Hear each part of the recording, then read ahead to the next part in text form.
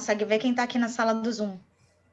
Porque tem, não só tem, gente. Só se você abrir o YouTube em outro computador. Ou em outra aba, né? Não, tá. Um computador para mim já é o suficiente, gente. É outra aba sem som, né? Gente, eu tô com um telefone com uma tela adicional e com o Zoom. Tá transmitindo, Nelson, no YouTube. Tá ótimo. Então vamos lá. Boa noite a todos. Para mim já é bem diferente, né? Eu sempre falo boa tarde, né? Mas hoje é o primeiro momento que nós estamos fazendo uma experiência de horário. Então, boa noite a todos.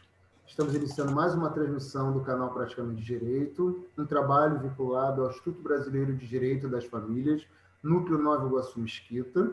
E hoje temos a honra de ter a participação da doutora Bruna Vidal, hoje presidindo o OAPAR, Observatório da Alienação Parental.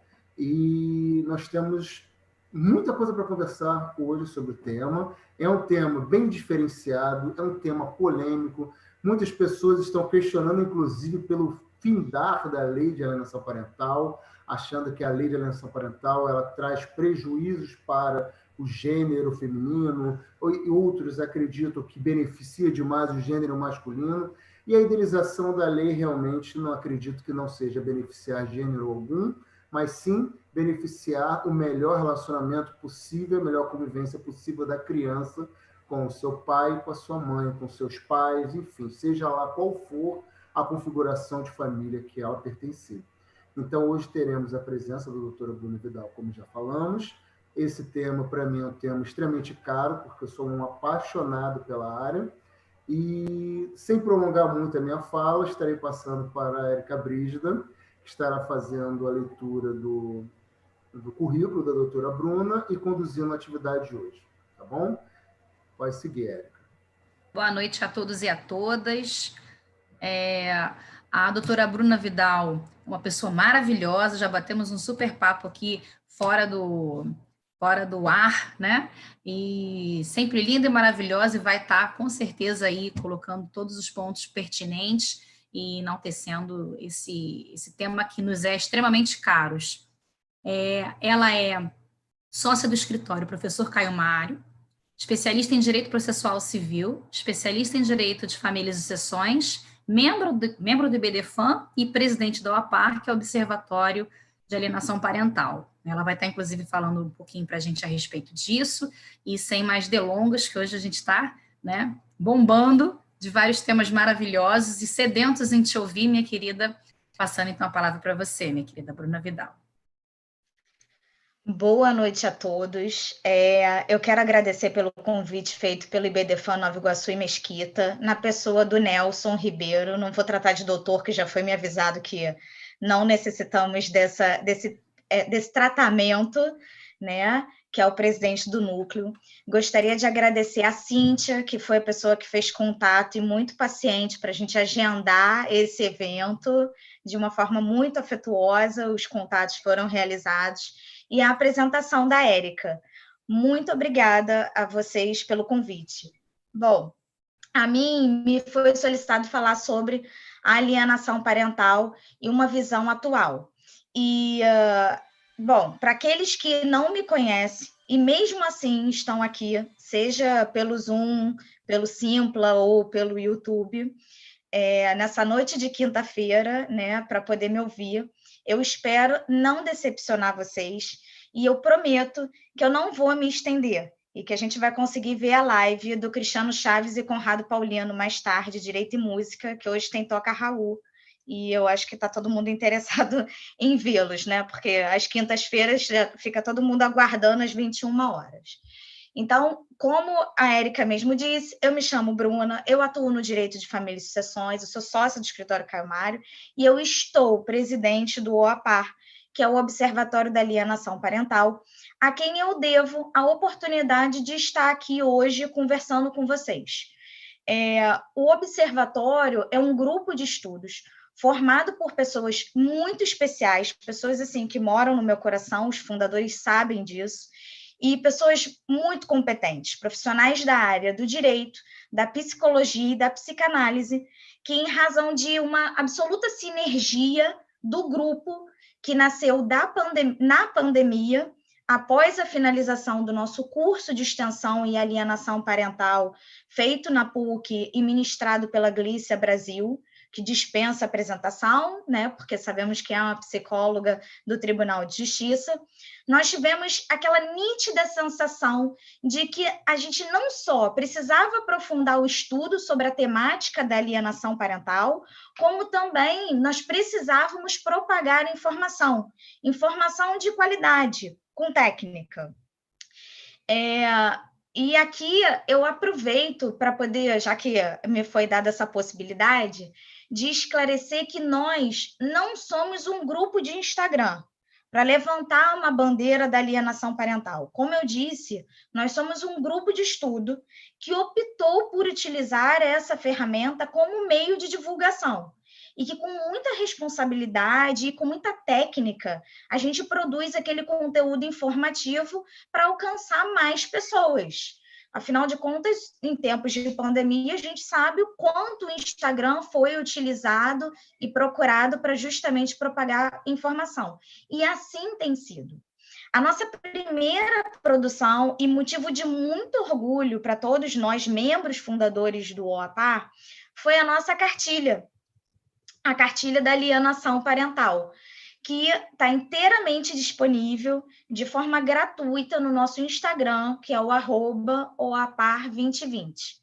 A cartilha ela foi escrita e direcionada para os leigos, mas ela vem sendo utilizada por muitos profissionais que me dão esse feedback, né? Que dizem que, olha, eu estou utilizando, e isso nos deixa muito, muito felizes e honrados. Nós estamos utilizando a cartilha no escritório para esclarecer para o cliente, para mostrar para ele algumas situações que são importantes e que, com a própria ilustração da cartilha, o conteúdo dela, nos é mais fácil de passar essas informações. Então, o que a cartilha traz? A cartilha traz os mitos, inicialmente, logo como um primeiro tópico, que giram em torno do tema, né, da alienação parental, de que a lei é pedófila, de que a lei é misógina, que os laudos periciais realizados, eles são parciais, que eles são suspeitos. Logo em seguida, ela traz também o conceito da alienação. Olha só que maravilha, o Nelson é perfeito, né, gente, nesse negócio da internet. Ela traz o conceito da alienação parental, né? O que é alienação parental, traz num outro tópico como ela se manifesta em crianças e adolescentes, o que auxilia na identificação de possíveis sinais, né, da alienação parental, e traz também o como agir.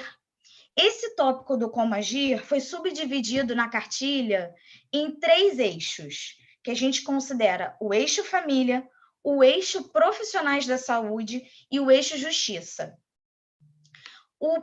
Eu não ia dar spoiler, ia falar para vocês acessarem e convidar todos vocês para baixarem a cartilha. O Nelson fez a gentileza de já fornecer, mas assim, fiquem muito à vontade para poder baixar a cartilha e a gente aceita um feedback também por direct, se vocês assim entenderem pertinente, tá?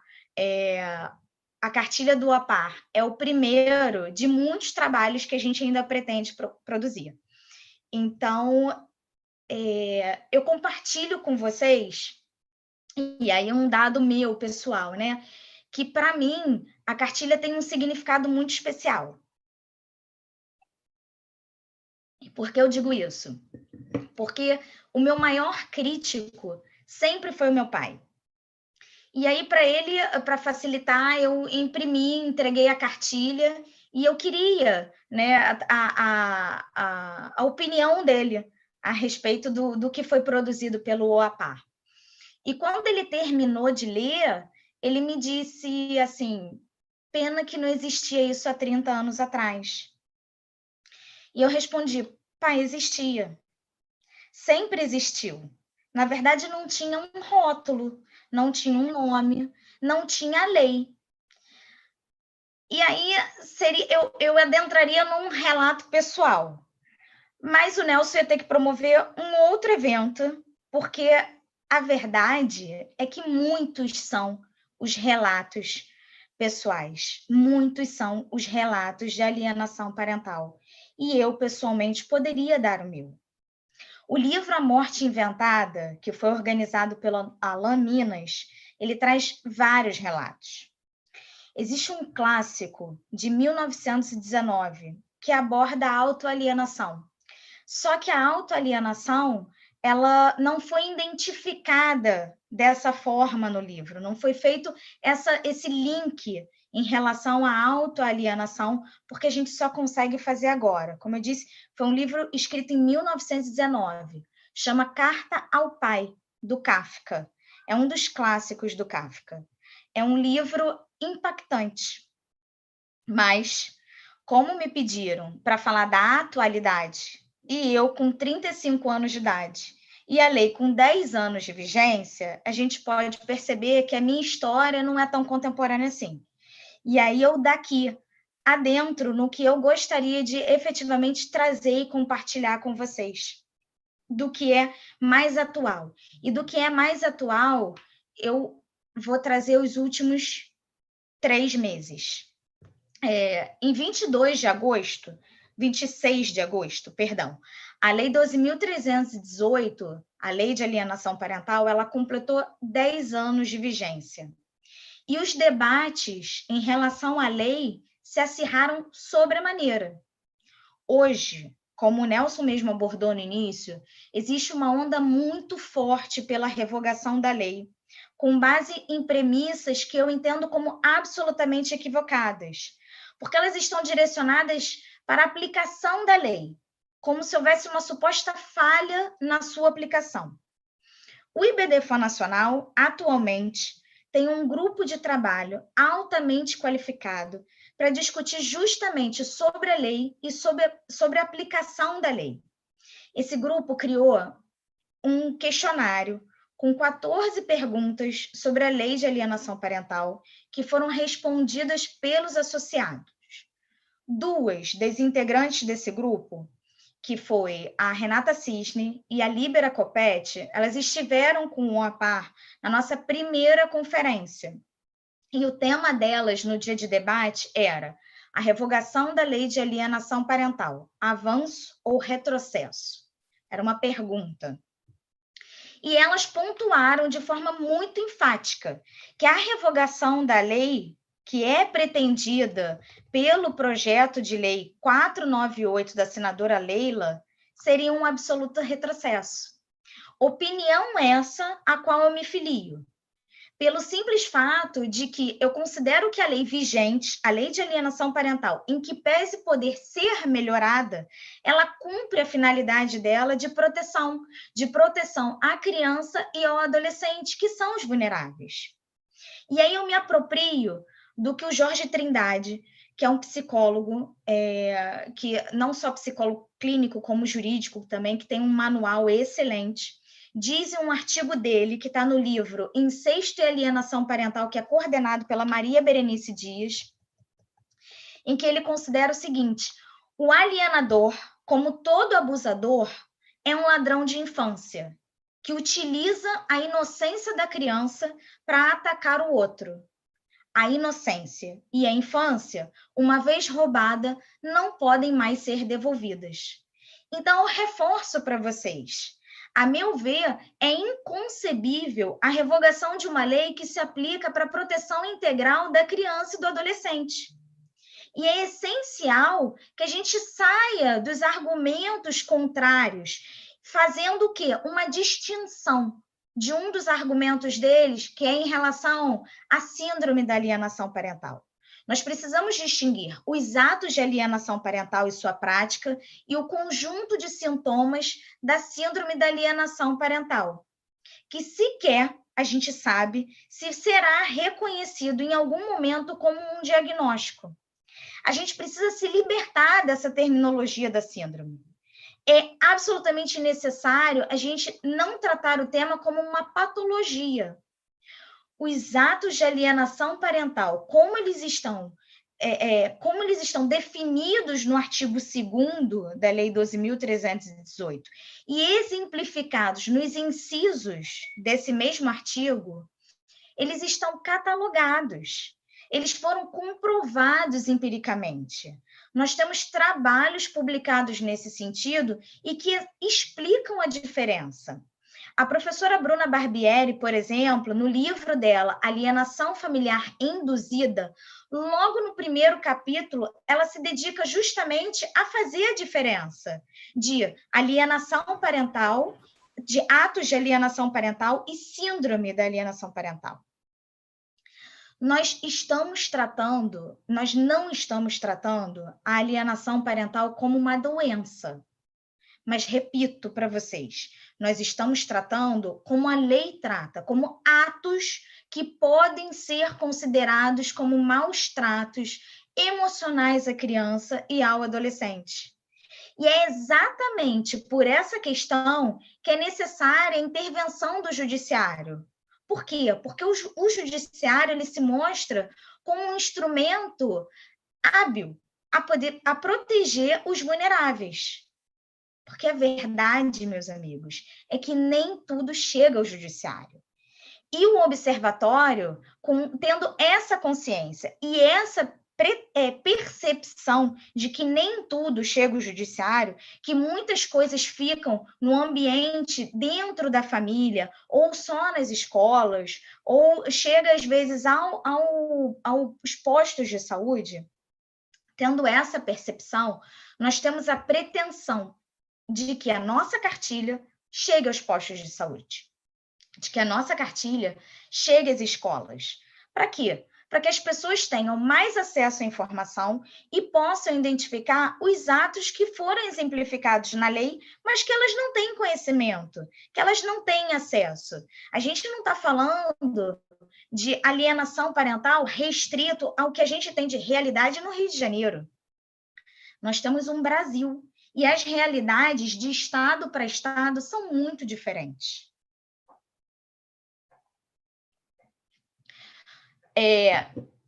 Para que ocorra a intervenção judicial, existe a necessidade de quê? A meu ver, existe a necessidade de uma contextualização das questões da criança. Para a galera que gosta do sistêmico, eu digo para vocês, é necessário um olhar sistêmico sobre a família. Apenas a entrevista com a criança não vai ser suficiente. É necessário muito mais. É necessário uma perícia com a participação dos genitores. É necessário uma ampla e contextualizada avaliação. E isso tudo vai ser feito por quem? Por profissionais da área de psicologia. As etapas desse trabalho, digo para vocês, acontecem com muito cuidado e com muito respeito, não só à criança, como também a todas as partes envolvidas. Então, aquela falácia de que a gente abordou, inclusive, na cartilha, em relação aos mitos de que os laudos eram parciais, de que havia um comprometimento em relação a esses laudos, gente, isso, na verdade, não é real. A gente, além disso, da questão dos laudos, eu visualizo que a gente precisa também transpor a ideia de que se trata de uma questão sexista, de que a lei é machista ou de que a lei é feminista. A gente precisa sair desses argumentos que, a meu ver, são limitadores. A interferência na convivência familiar da criança, ela deve ser observada a partir de uma perspectiva histórica e cultural. A gente não pode esquecer que o patriarcalismo e a divisão de funções como existia de pai provedor e mãe cuidadora vem sofrendo grandes modificações. De forma gradual, lenta, sim, mas vem sofrendo modificações. Os pais passaram a reclamar maior participação na vida dos filhos. Uma prova disso, para mim, dessa modificação, é a guarda compartilhada, que desde 2014, com a alteração legislativa, vem tendo uma aplicação prioritária. E com isso, pai e mãe exercem a autoridade parental de forma igualitária, com direitos e deveres. acaba sendo uma contradição, né, Bruno? O que você acha nessa questão? Eu entendo, por um certo ponto, você observar uma contradição imensa, onde nós estamos buscando a cada vez mais. Primeiro, nós falamos que o pai ele tem se aproximado mais, uma coisa que deveria ser uma regra, acabamos transformando em exceção, né? No judiciário, o próprio judiciário acaba transformando isso numa exceção. Nossa, você tem que agradecer porque o pai é presente. Não, o pai tinha que ser presente sempre, né? Essa proximidade deveria existir. Infelizmente, nós temos essa questão histórica, mas só para botar uma pimentinha no que você está falando, justamente para você poder beber uma água, você presta bem atenção numa coisa, uma questão que eu debato muito com a Érica, com a Cíntia aqui. Eu tenho um processo aqui na região de 2014, só para você ter uma ideia de linha de tempo. E nesse processo, desde o início, o pai sempre foi presente na vida do filho. Sempre foi. Então, ele ia à escola, cuidava da criança, levava para passear. Ele não era presente só para pagar pensionamento. Ele estava sempre com o filho. Todos os estudos sociais e todos os laudos psicológicos informavam que o pai estava presente. Diversos ofícios à escola falavam que o pai sempre acompanhava a criança no decorrer da vida acadêmica. Mas toda vez que demonstrava-se a alienação parental que estava sendo proposta pela mãe, fugindo com a criança, não deixando o pai buscar a criança para convivência, evitando esse contato de todas as formas, criando um pandemônio na vida daquela convivência pai e filho, toda vez que existia uma reclamação do pai nessa questão, o pai também era considerado como alienador, porque ele estava questionando em juízo o direito dele. Só para você ter uma noção. Então, com certeza, você cansa de ver isso. Nelson, a verdade é o seguinte, é que assim como eu trouxe esse dado histórico, é uma construção, né? Infelizmente, nós ainda temos magistrados que em decisões falam em visita e não em convivência. Exato. E as palavras, como a gente bem sabe, já ouviu isso do Rodrigo da Cunha várias vezes, as palavras têm força, né? Então, assim, não posso deixar de enxergar um progresso, porque a gente tem uma lei há 10 anos. Mas eu também concordo com você, nós temos um longo caminho pela frente. Só que a gente tem que transpor essas questões. No seu relato, eu vejo 2 problemas graves. Eu vejo, de repente, uma falta de conhecimento, de manejo na lei de alienação parental, e vejo uma questão da morosidade do judiciário favorecendo a alienação parental, favorecendo a ruptura desse vínculo. E ainda vou fazer um acréscimo nisso que você está falando. Eu peguei o processo tem menos de 6 meses.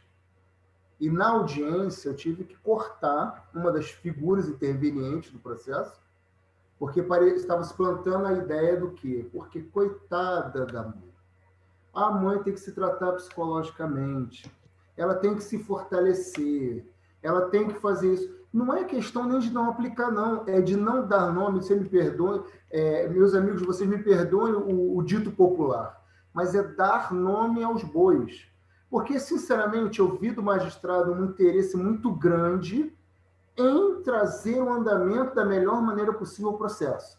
Porém, não dava nome às questões. Ela já tinha advertido a mãe, ela já tinha propagado a aplicação de multa, ela já tinha observado um rol de elementos que pudesse vir a coibir aquele problema, certo? Só que chegou ao final de uma situação onde aquela questão surgiu uma agressão à criança. E foi quando houve uma inversão de guarda por esse motivo. Mas você imagina, ela já vinha fazendo, só que a relutância era virar e explicar, olha, isso aqui está conduzindo a uma alienação parental. Olha, amanhã isso pode surgir uma reversão de guarda. Olha, a senhora está errada, ou o senhor precisa melhorar aqui.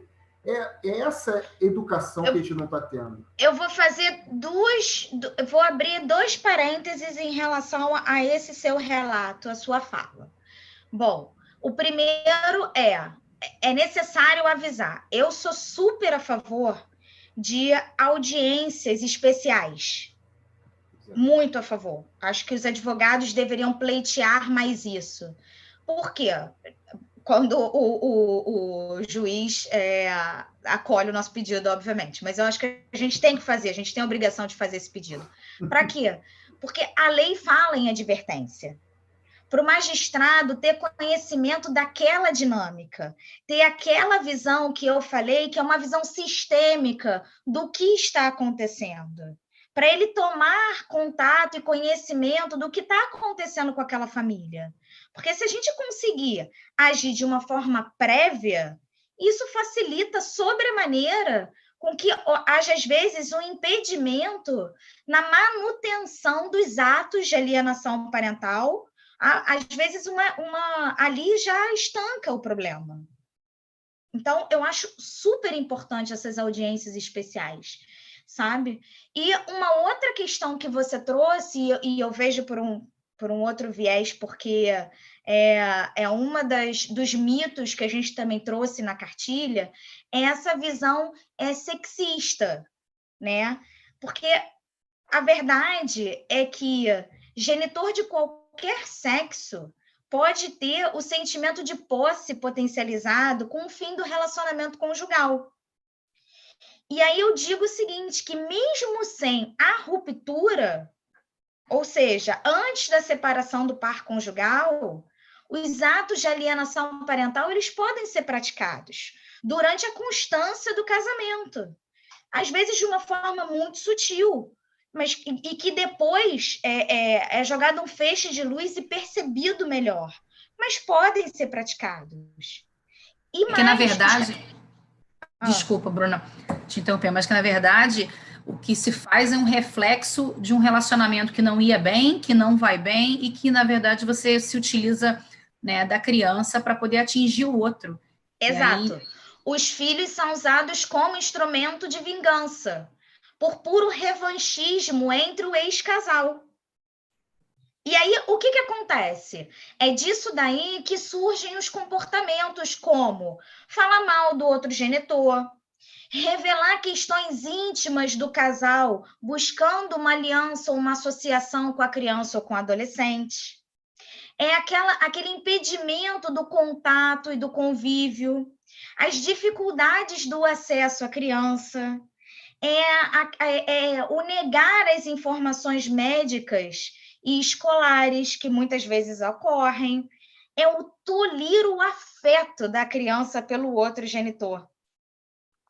Isso daí são exemplos de coisas que acontecem quando há ruptura e às vezes antes mesmo dela, porque às vezes os casais não conseguem fazer essa separação, né, da questão da conjugalidade em relação à parentalidade. Só que o que eu quero deixar muito claro aqui é que o que se pretende com a lei é a busca do quê? É a busca do combate desses atos de alienação parental que eu acabei de exemplificar. É a busca de se combater o afastamento dos filhos, que ocorre de quê? De forma injustificada, através dos atos que são fabricados, de atos que são induzidos, de atos que são manipuladores. E aí, nessa questão de atos fabricados e induzidos, a gente chega a uma questão que a gente pode até considerar de ápice, que são as questões de abuso. A verdade é que eu até hoje, particularmente, eu não li ou eu sequer ouvi defesas pelo não afastamento nos casos reais de abuso. Só que a falsa denúncia é um ato de alienação e está previsto de forma exemplificativa no artigo 2º, inciso 6º. A questão é que os atos de alienação, eles acontecem e não há como a gente negar nem a ocorrência dele e muito menos negar os efeitos em relação à integridade psicológica da criança e do adolescente.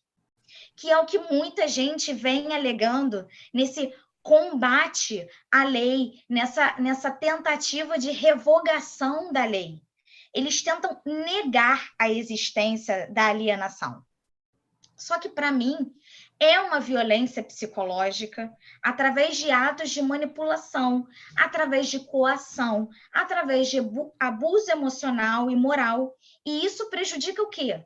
Vai prejudicar a manutenção do vínculo afetivo dessa criança com outro genitor.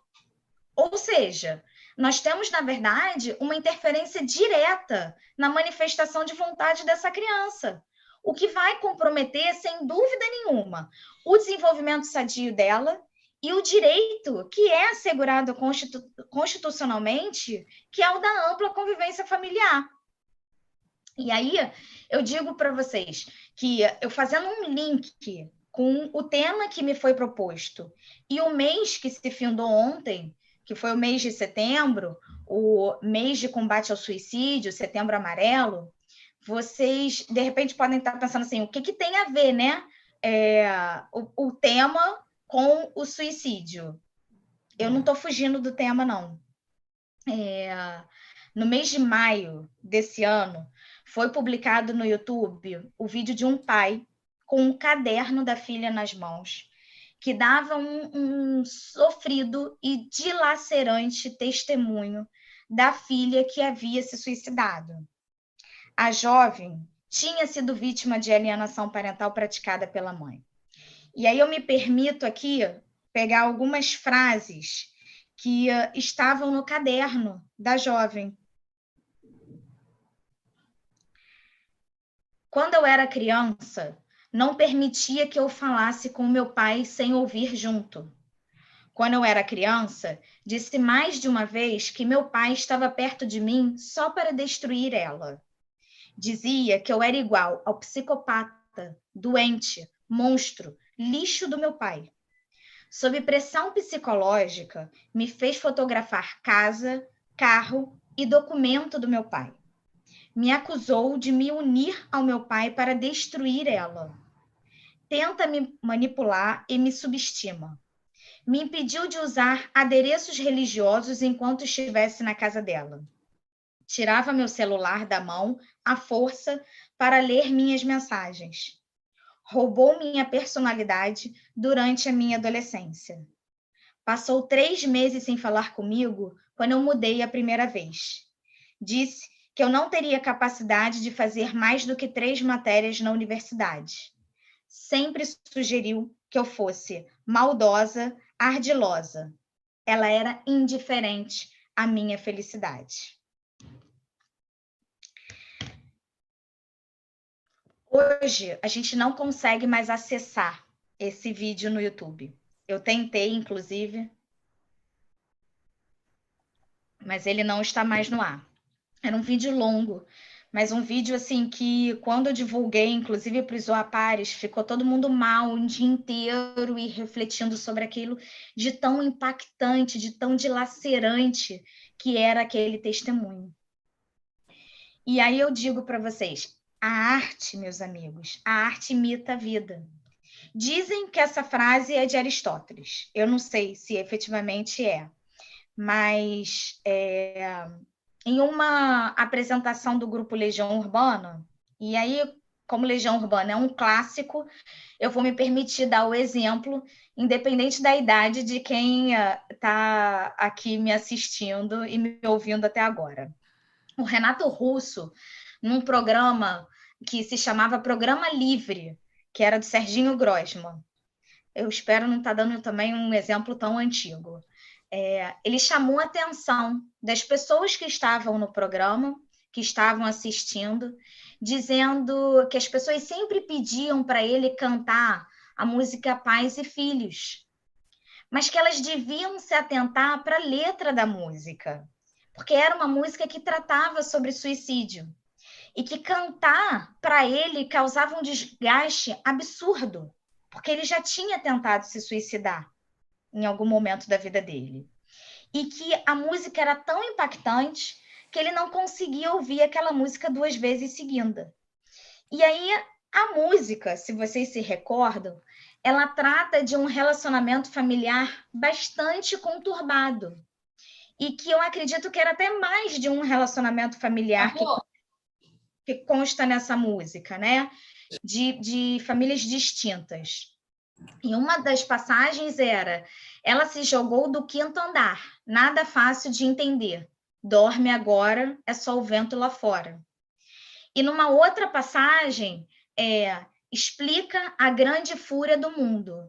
São meus filhos que tomam conta de mim. Eu moro com a minha mãe, mas meu pai vem me visitar. Eu moro na rua, não tenho ninguém. Eu moro em qualquer lugar. Já morei em tantas casas que nem me lembro mais. Eu moro com os meus pais. Não sei se as pessoas cantam percebendo, mas ele chamou a atenção da letra dessa música num programa. E aí eu achei válido trazer para vocês justamente esse link de como a alienação parental ela pode atingir esse ápice. Fez 1 ano de um caso em Londrina de um homem que é absolutamente um pai, né, inconformado com a separação conjugal, fez o filho de 9 anos de idade gravar uma mensagem de despedida para a mãe e depois ele causou a própria morte dele e a do filho, porque ele se chocou intencionalmente contra uma carreta na estrada.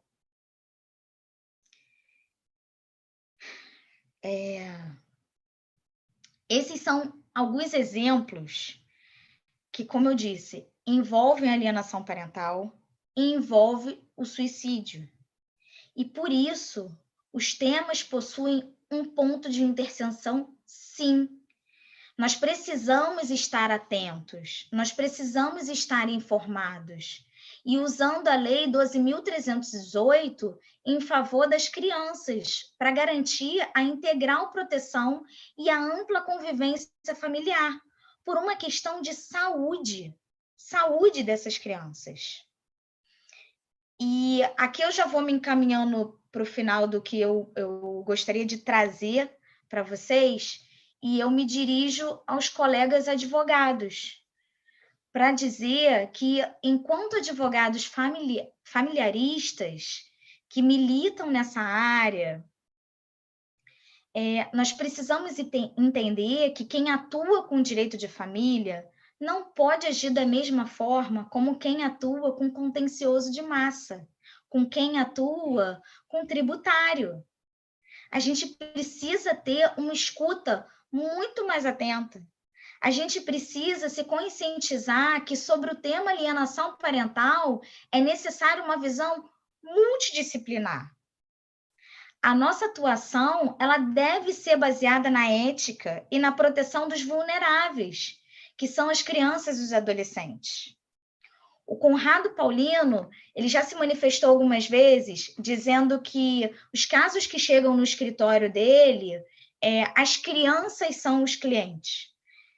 Eu talvez tenha clientes assistindo hoje aqui, e muito antes do Conrado falar isso, os meus clientes sabem disso.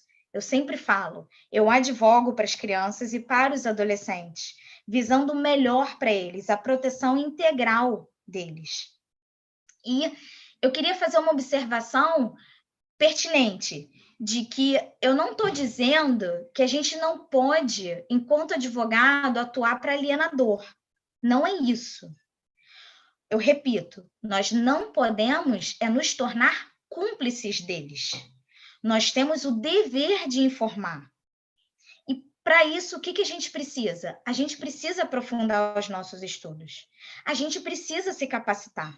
A gente precisa debater para trazer à tona a problemática e conseguir aprender justamente com trocas como essas. A gente precisa falar sobre alienação parental.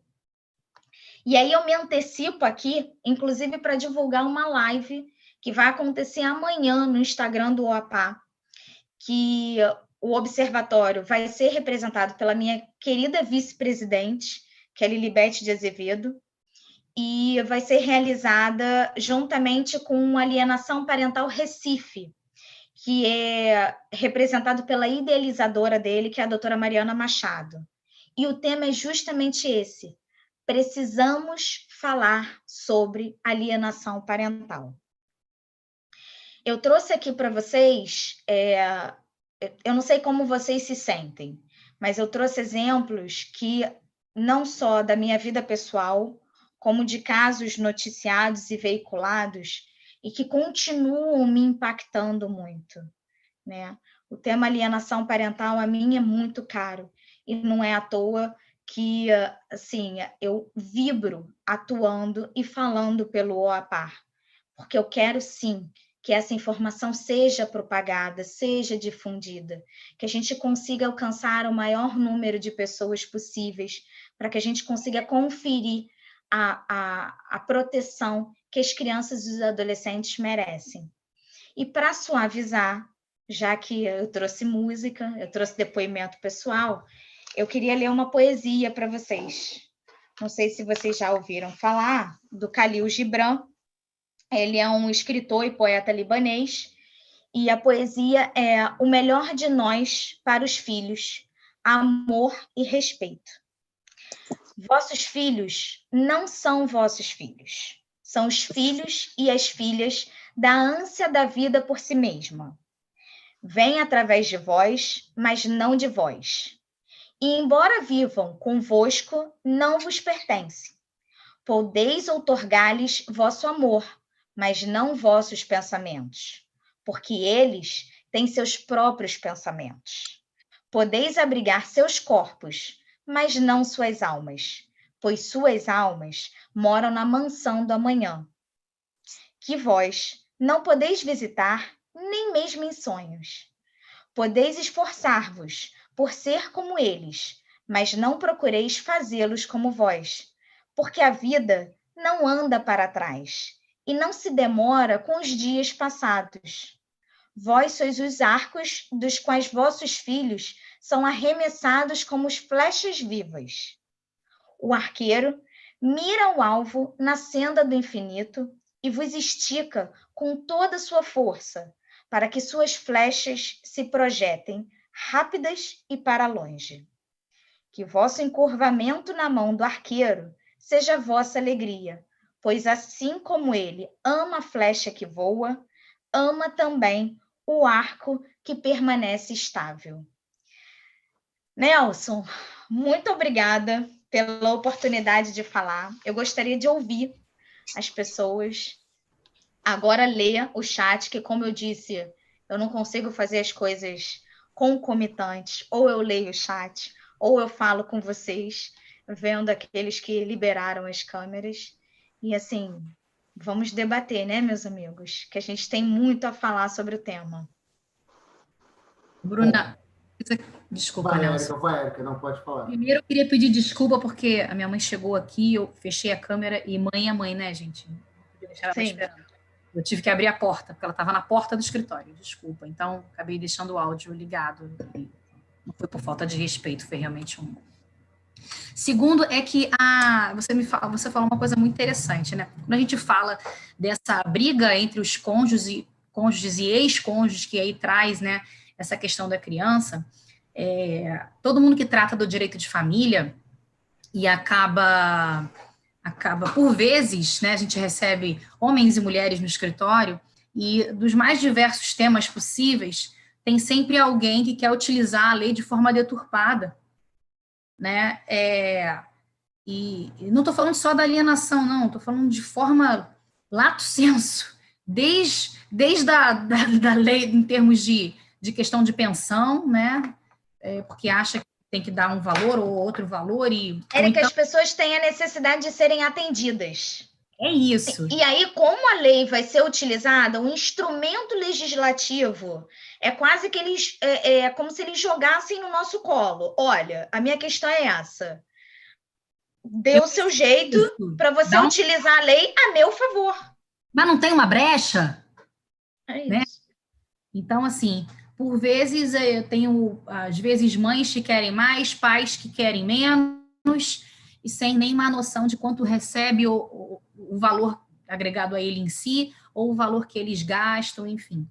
E tem, por vezes, também mães que vira e mexe, me chamam e falam, não, eu não quero a convivência dele porque ele não paga a pensão. Então, eles misturam em momentos, temas assim, de forma que é muito complicado, né? Érica, deixa eu só te interromper. Conforme você vai falando, vai me dando insights de coisas. Duas coisas que a gente acaba observando na prática e que estão registradas, inclusive, em livros. A Bruna Barbieri, como eu mencionei, ela coloca isso. É muito comum, quando se tem uma questão de alimentos, isso acabar refletindo não só na guarda e na convivência, como na alienação parental. Então, assim, o seu pai não pagou... Vou dar o exemplo que é o mais normal, tá, gente? Em quantitativo, não é uma questão sexista, pelo amor de Deus. O seu pai não pagou a pensão alimentícia. Esse final de semana você não vai ver o seu pai.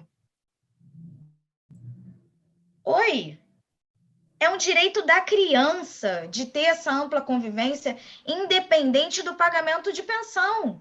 Não pagou a pensão, executa. Mas daí a você utilizar isso como ferramenta é inadmissível. O problema muitos advogados não viram para o cliente e falam assim, não, separa as coisas. É triste, mas é real. E nesse caso, eu acho que assim, a grande diferença do advogado civil, criminal, etc., com relação à questão do advogado especificamente de família, é que a gente tem que virar a chave, né? Você não pode simplesmente olhar as brechas da lei e não entender que é o direito da criança, né? Da criança e do adolescente. É o superior interesse, é esse. Né? E você literalmente advogando, você vira psicólogo, e são temas que demoram, eu não sei vocês, gente, mas um atendimento desse eu demoro quase 2-3 horas, dependendo, para você ter um entendimento e explicar o mínimo, né? E explicar o mínimo, porque às vezes a parte não entende. Então, sobre isso, uma outra informação, assim, um outro ponto. Nós temos que ter escuta ativa, mas nós não damos conta de tudo. Nós nem temos que dar conta de tudo, porque às vezes o buraco é muito mais embaixo e nós não temos essa formação. Nós precisamos, muitas vezes, e assim, eu tenho psicólogos que trabalham comigo, não só como assistente técnico, não, mas psicólogos que eu indico. Por quê? Porque as famílias, na maior parte das vezes, estão adoecidas. E eu não estou falando só da questão de alienação parental, não. Eu tenho um caso, assim, saindo até um pouco do assunto, mas para mostrar a importância dessa questão multidisciplinar quando se trata de famílias e sucessões, de uma senhora que ela não conseguia fazer o testamento. Ela queria, mas ela não conseguia. As questões dela não eram jurídicas. As soluções já tinham sido apresentadas, mas ela tinha questões psicológicas. Mas o testamento para ela era de suma importância. Então, e aí? Você não consegue avançar no seu trabalho se você não tiver um apoio de um psicólogo. Então, eu recomendo para os advogados, tenham um psicólogo como parceiro para poder indicar, não só para os casos que precisa de um assistente técnico, mas também porque a gente não dá conta. Não basta só uma escuta ativa, precisa de um conhecimento do qual nós não temos. Mas aí eu só complementando, na verdade, na linha de raciocínio, e em contrapartida, você tem o lado do judiciário, que também, eu vou ser muito sincera, a gente estava falando um pouquinho em off, eu tenho um caso emblemático de alienação, que a gente já deu entrada com várias provas, etc., e um estudo psicológico demorou um deferimento de 4 anos, aonde, na verdade, você tem uma das partes que seria o alienador de altos e baixos, porque a pessoa tem noção, quando ela toma ciência, né, que está sendo processada, vamos colocar assim, né, ela tenta mudar, né, e aí se torna uma pessoa maravilhosa, né, dentro do possível. E aí, 2 anos depois do processo, acredita que, de repente, já está tudo bem. E aí você tem um estudo psicossocial que demora 4 anos e a coisa já mudou completamente em relação às crianças.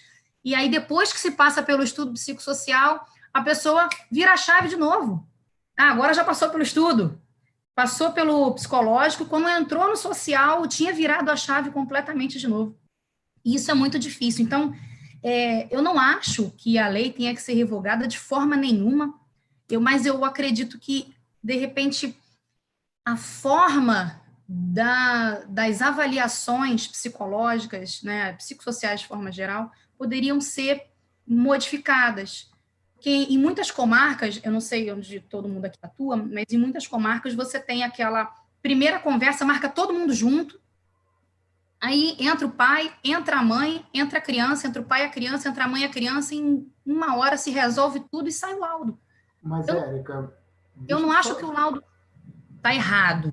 Deixa eu só concluir minha coisa, Nelson. Eu não acho que o laudo é parcial, entende? Eu acho que o profissional está ali, obviamente, para colocar o melhor e realmente o estudo, o melhor para a criança. Mas, às vezes, eu acho que o contato é pouco. E muitas vezes eu vejo que tem alienação nítida e, às vezes, o laudo não indica. E você fica sofrendo. Eu não sei vocês, mas o advogado de família sofre junto, gente. É difícil. Porque são Érica, é uma reclamação geral. Realmente. O ETIC, que é como a gente chama, né, essa equipe de trabalho, que é de psicólogos e assistentes sociais, eles não dão conta do volume mesmo. E vários psicólogos fazem esse encontro único, marcando num único dia. Então, faz a entrevista com a criança, depois com a mãe, depois com o pai, depois tenta reunir, porque realmente eles não conseguem agendas para poder fazer vários encontros em dias diferentes.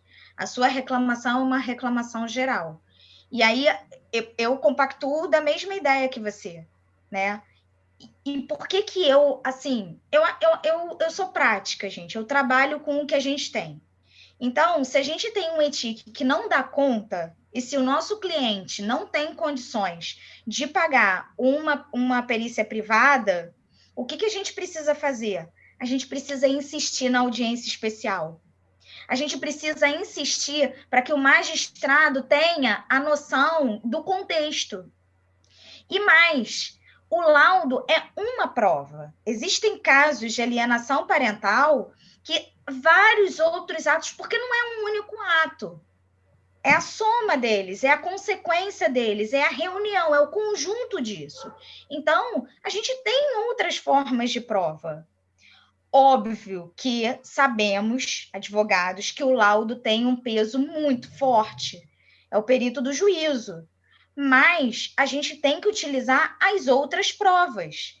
E se for uma coisa muito nítida, exemplo, genitor que fica trocando de município ou de estado o tempo inteiro e impedindo acesso.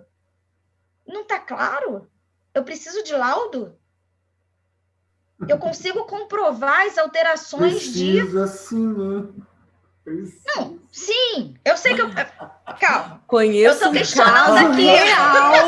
real, de quase online, que tá nesse passo, precisa do laudo. Gente, deixa eu só abreviar aqui o detalhezinho, porque eu tô achando é muito interessante, Bruno, o que você está falando, muito interessante mesmo.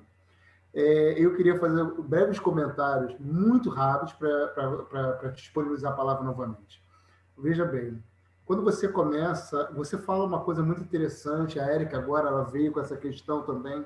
Érica, vou passar na minha visão pessoal, tá? Vocês têm direito de concordar ou discordar dela. Eu entendo que a legislação que nós temos hoje não é uma legislação ruim. A aplicabilidade dela também não é tão ruim quanto parece. Como você falou, nós acabamos sofrendo junto com os clientes. Não tem como. Se você é pai, se você é mãe, se você tem pai, se você tem mãe, você vai sofrer junto, porque você vai ver uma situação acontecendo, você vai se assombrar com a situação. Mas eu costumo falar, vou falar pelo lado comercial, Bruno. Pelo lado comercial, o advogado que atua na área de direito de família, ele vai entender que ele está se casando com o cliente. Quando ele faz um divórcio, alimentos e convivência, ele vai casar com o cliente, porque a pessoa, eu já ouvi, cansei de ouvir pessoas falando que advogado que atua em direito de família morre de fome. Eu discordo. Eu discordo. Vou falar, eu nunca ganhei tanto dinheiro quanto na época, agora nesse momento de pandemia. Meus credores que não me ouçam. Mas é uma área boa de trabalhar, gente. E é uma área que está andando. Na maior parte das comarcas está andando, enquanto outras ficaram paradas totalmente. Segundo ponto que eu queria colocar, você casa com o cliente. Quando você casa com o cliente, se esse problema não for resolvido de pronto, de início, Érica, esse problema vai passar por um... Você quer ver uma coisa? Tem um processo que todo momento, por isso que eu até brinquei, que às vezes o pai se transforma no alienador, na visão do juízo, né? Porque toda vez que acontece um problema, o camarada vai até o juízo para reclamar. Olha, eu não consegui pegar meu filho hoje. Entrou com quem? O que ele fez? Ele foi lá na porta da casa da pessoa para bater na pessoa? Para revirar a casa da pessoa? Não. Não consegui pegar. O que ele fez? Entrou com a busca e apreensão. Tem dezenas de busca e apreensão. Tem que estar acontecendo alguma coisa nisso daí. Não pode ser fruto somente da cabeça do pai. Entendeu? Só que isso vai gerar trabalho para você, advogado, fazer a busca e apreensão. Eu tive 2 aconselhamentos que eu preciso citar isso para você, para a gente somar conteúdo, Bruno, porque uma advogada, colega nossa, veio me procurar para ajudar a ela na montagem de um trabalho. E ela perguntando para mim, poxa, você acha que isso aqui é alienação parental? Aí me conta, o que aconteceu? Olha, a mãe estava aqui, a criança estudava aqui em Nilópolis, município vizinho nosso. Trabalhava aqui, morava aqui, fazia tudo, e estava relutante com a entrega da criança na convivência com o pai. De repente, essa mãe sumiu e apareceu em São Paulo, na casa da irmã, dizendo que tinha que cuidar da irmã, que já tinha visto até colégio para a filha lá, e que se ele quisesse, ele fosse lá para ver a criança. Você tem cara de alienação parental? Poxa, eu falei para ela, você tem dúvida ainda? Você tem dúvida do que está acontecendo? Porque, ela se bobear, já tem emprego, já tem renda, já tem tudo. A vida resolvido lá. Aí você entra na discussão com o juízo. Porque lá na lei de alienação parental diz que você não precisa levar o domicílio do procedimento lá para São Paulo. Aí você vai discutir a competência do juízo, porque o juízo hoje, com o volume de processo que tem, o que ele quer fazer? Empurrar. Tira isso daqui. Tira de mim. Sai de mim. Assim, infelizmente, essa é a realidade. Outra questão que eu queria falar com você é trazer essa ideia de que o advogado, você falou brilhantemente sobre isso, falou de forma técnica, e eu vou falar assim de forma escrachada, porque tem gente que precisa ouvir assim, do jeito que eu vou falar, tá, Bruno? Não gosto de ouvir de forma técnica, não. O advogado é a porta de entrada. Eu falo isso, se você pegar nossos vídeos para trás, você vai me ver falando isso milhões de vezes. O advogado é a porta de entrada do seu cliente ao judiciário. Se você, como advogado, você é ético, se você tem competência para exercer a sua atividade sem roubar, sem trazer prejuízo para o ex-adverso, sem inventar história, sem criar figuras, sem tentar transformar a pessoa numa pessoa maldosa, não tem necessidade disso. Você não precisa criar subterfúgios para denegrir a outra pessoa. Certo? Então, se o cliente chega a você e vai perguntar, chega lá com muitas firulas para falar com você está filtrando. Olha, isso aqui pode, isso aqui não pode, isso aqui pode, isso aqui não é coerente, isso aqui vai trazer um prejuízo que é desnecessário ao processo. Por que eu estou falando isso? Eu tive mais de 2 consultorias diversas, uma consultoria não. Uma foi uma advogada que eu pedi para oficiar a ordem de um procedimento da Justiça Federal que variava na questão de família, que ela me pegou uma medida protetiva, uma ideia de medida protetiva, tá? Que foi indeferida, a medida protetiva foi indeferida, não existia medida protetiva para aquela pessoa. E entrou na petição falando que o camarada era violento, que o camarada espancado, que o camarada tinha medida protetiva contra ele e tal. Eu peguei o registro de ocorrência e peguei a sentença dizendo que não existia medida protetiva. E juntei no processo. E eu mostrei que estava errado. e a pessoa veio teimar. Que é raro, né, Nelson? Porque na maior parte das vezes, isso é um pacote. Infelizmente é isso, é um pacote. E ela veio um pacote perguntar para mim... família e criminal, né? E ela veio me perguntar para mim por que eu queria denegrir a imagem dela. Eu falei, querida, pelo amor de Deus, você leu o que você juntou no processo? A sua cliente chegou e disse que tem uma medida protetiva. Você pega o número da medida protetiva, vê que não existe medida protetiva alguma e junta no processo, denegrindo a imagem de terceiro. Você está dizendo que eu estou falando demais? Quer dizer, é um problema. Outro problema que eu verifiquei aqui foi uma colega que foi indicada por outra colega maravilhosa para fazer uma consultoria. E ela me ligou perguntando, olha o tipo de situação. Doutor, eu já fiz de todas as formas possíveis para afastar essa criança do pai. A mãe, ela quer veementemente afastar. Foi dessa forma que eu ouvi. Tá? Não estou tirando nem colocando palavra alguma. E ela virou, doutor, eu preciso conversar com o senhor, porque a pessoa falou que o senhor tem um entendimento sobre... Falei, sim, pois não. Tem alguma coisa a mais que eu possa fazer aqui? Eu falei, tem, cair na realidade, querido. A convivência não é direito da mãe, não. Ela não pode dizer que se quer ou não quer, não. Qual é o elemento que ela tem para dizer que o pai não pode ver a criança? Que a criança não pode conviver com o pai? Mas, doutor, eu já tenho uma... Olha, o que eu fui obrigado a ouvir. Eu já até falei com ela para no dia da visita, no dia da convivência dele, quando ele for buscar a criança, para ela sair e ir para casa de outra pessoa. Falei, aí eu penso, a que ponto nós chegamos para necessitar de dinheiro? Porque o advogado ele não precisa, para ganhar dinheiro, ele não precisa iludir e não precisa trazer ao cliente esse tipo de atitude boçal. Uma atitude pueril, uma atitude que está denegrindo a atividade da advocacia. Infelizmente, nós temos observado isso acontecer com muita facilidade, com muita tranquilidade. Certo? E isso é triste, porque quando você pega uma criança que ela necessita, ela não deve ter, não, ela necessita da convivência com o pai e com a mãe. Ela não deve sopesar quem é melhor ou quem é pior, os dois são pais ou mães. Seja a pessoa que for, o responsável que for. Ele pode ter toda a problemática. Eu uso muito esse exemplo. Se você olhar para a questão infracional do ECA, você verifica que até mesmo para a pessoa que realiza um ato criminoso, ela não tem poder familiar destituído, salvo algumas questões. Se a questão for de violência doméstica, se for empregado contra a própria família, enfim. Fora isso, ela não tem nem... Ela teve uma atitude criminal. É a última hipótese, né? O fim da linha. É a última hipótese. Ela não tem destituído o poder familiar, mesmo assim. Então, o poder familiar é algo tão intrínseco, uma coisa tão íntima daquela família, tão importante, que o nosso legislador, até nesse aspecto, ele procurou resguardar o direito.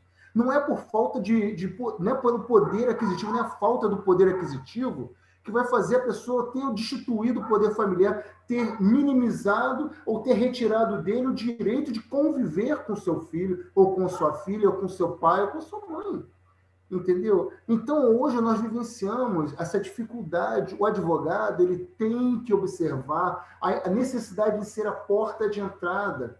Quando você vai fazer um divórcio, a pessoa senta no escritório, doutor, mas eu quero tirar a cueca dele. Eu falei, calma, querida, não é assim não. O que você quer fazer? Você quer se divorciar. O que mais você tem? Tem filhos? Tem filhos. Então, olha, você vai tirar a cueca do pai, tem que pagar a pensão amanhã. Então, vamos pensar direitinho no que você vai fazer. Não é bem assim. Você tem o seu direito a ser reservado, o direito dele a ser reservado e, principalmente, o do filho de vocês a ser reservado. Vamos pensar nisso. Aí é quase que uma terapia. E eu falo para você, para fechar minha fala aqui, que eu sei que já estou falando bastante, não sou eu palestrante de hoje, mas que eu achei fundamental, indispensável a sua fala quanto ao assistente auxiliar psicológico, e, inclusive, eu coloco nesse rol também o auxiliar na área de assistência social. Eu acho que são duas coisas na área de família que o advogado que trabalha com o direito de família não pode abrir mão, é de ter ótimo relacionamento com psicólogos e assistentes sociais para serem pareceristas mesmo no processo, para auxiliarem no andamento do processo como assistente técnico. Você falou isso, eu peguei essa visão já há muito tempo, gostei muito dessa ideia, a Glícia Brasil uma vez falou sobre isso, eu peguei, comprei essa ideia, trouxe essa ideia comigo e gosto muito dessa visão, sabe? Isso é indispensável para o advogado que trabalha na área de família. Fico muito feliz por tudo que você disse. Vou abrir aí, Cíntia, Érica, continue aí. Me perdoa, tá, Bruno? Eu estava assim, engasgado, que eu precisava falar sobre esse assunto, que eu achei muito legal. Um deles já aconteceu hoje, que foi o mais legal de tudo. Então, eu precisava falar sobre isso. É um tema empolgante mesmo, eu entendo, Nelson. Em relação ao que você falou, dois pontos que eu gostaria de fazer considerações. Um é, nós estamos num processo de informatização, de robotização do direito, né? Se tem uma galera que não vai ser substituída, eu tenho absoluta certeza que seremos nós, advogados familiaristas, porque justamente a gente precisa ter essa escuta ativa que eu já mencionei, e isso não vai ter máquina nenhuma que vai substituir. E uma outra questão que você trouxe foi justamente dessa questão do registro de ocorrência feito e um pedido de medida protetiva. O seu caso é um caso excepcional, digo para você, porque na maior parte das vezes, quando a vítima chega à delegacia e ela pede a medida protetiva, na própria delegacia já tem o encaminhamento, e se for para o plantão judiciário ou para o juizado de violência doméstica, dificilmente essa medida protetiva ela não é acolhida, esse pedido, né? E ela não é implementada.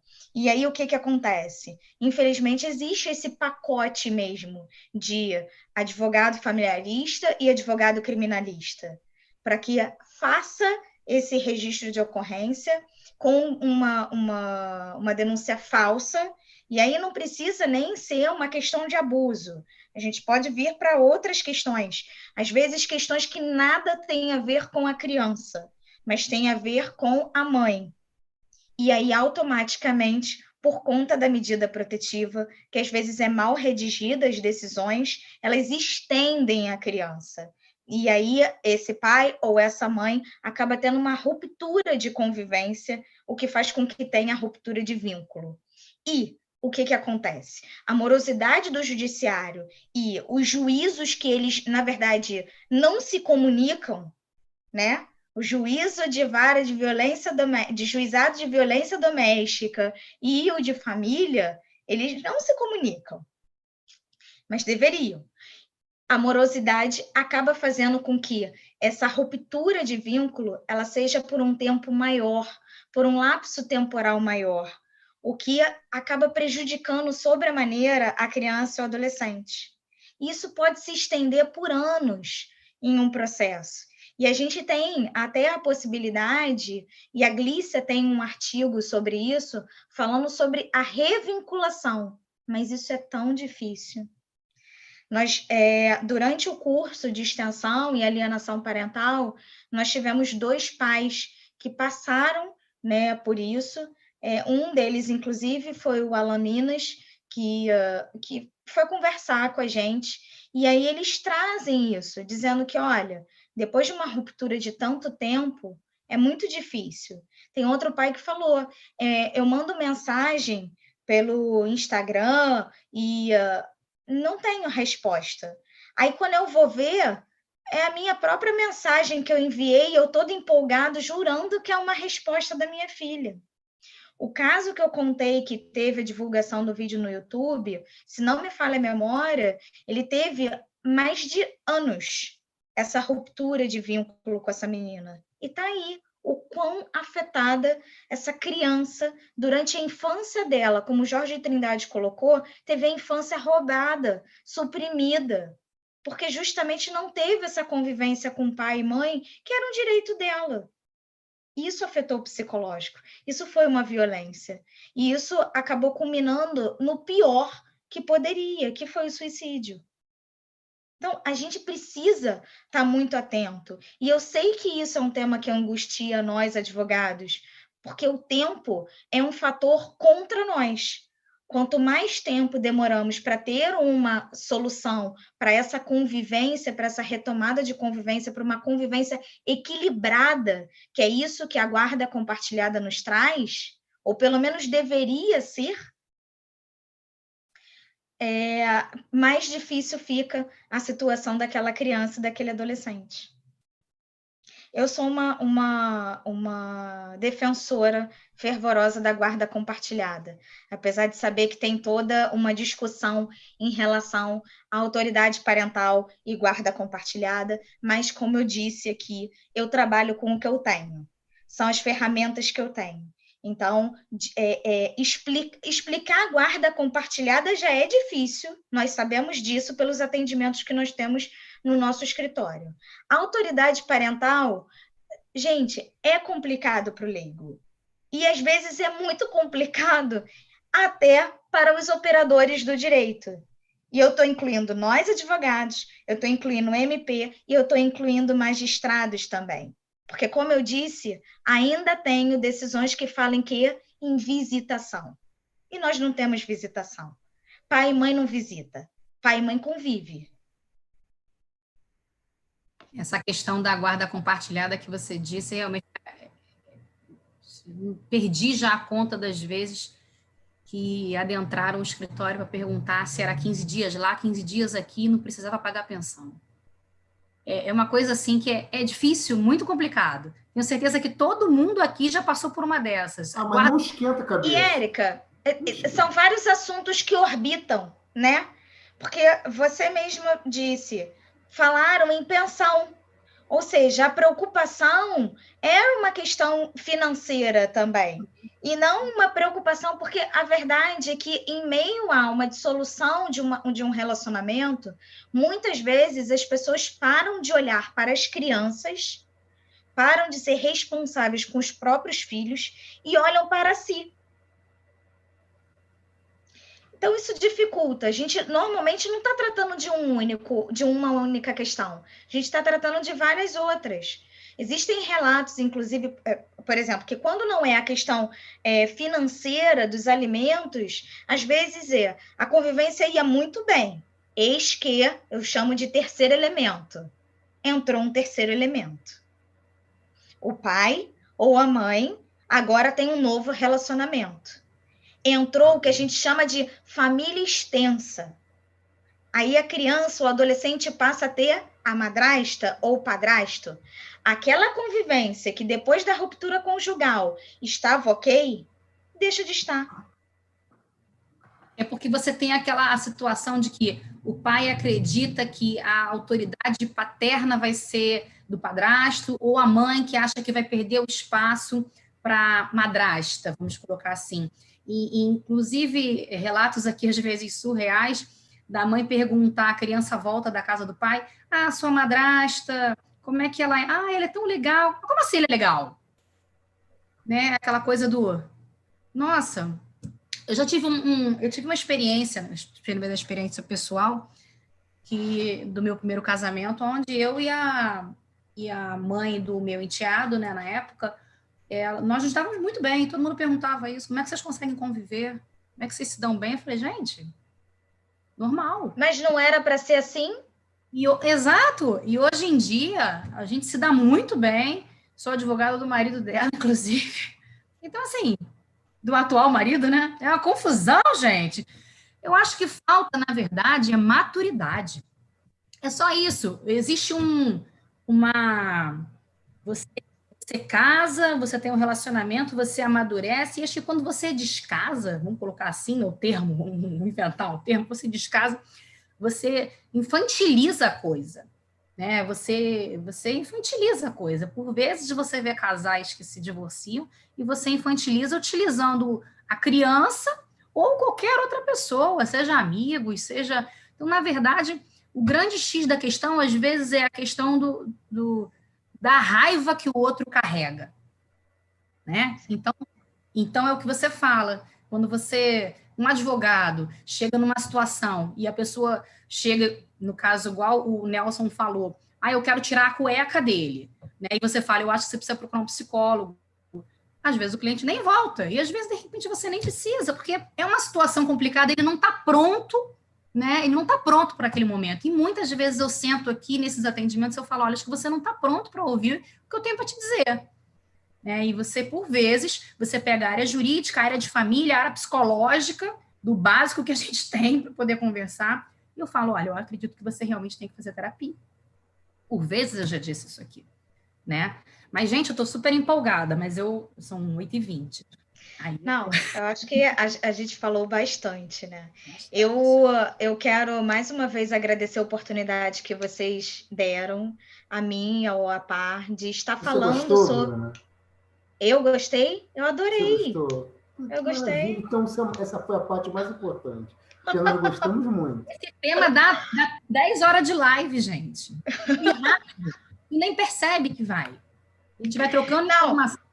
Quando a Cíntia falou, Bruna, 1 hora falando, eu falei, Jesus, 1 hora falando. E eu tô me sentindo assim, as minhas referências hoje estão muito antigas, mas eu repito o que eu falei pro Nelson, eu falei assim, eu vou me sentir no Roda Viva, entendeu? Eu e os outros, pelo amor de Deus. Nelson não me botou nem com uma dupla aqui. Eu quero mais uma vez agradecer vocês pela oportunidade, convidar as pessoas a baixarem a cartilha. A gente recebe as mensagens por direct, a gente recebe as mensagens por e-mail, tem todas as informações na nossa bio. É muito legal e para a gente é muito importante que vocês se manifestem, a gente tenta sempre responder todas as mensagens.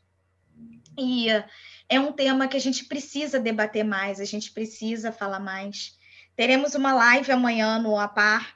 Tem uma live que vai sair, eu já adianto para vocês, ainda não tem data marcada, que eu preciso marcar com a Silvana, uma live que nós vamos fazer, a nossa diva da adoção.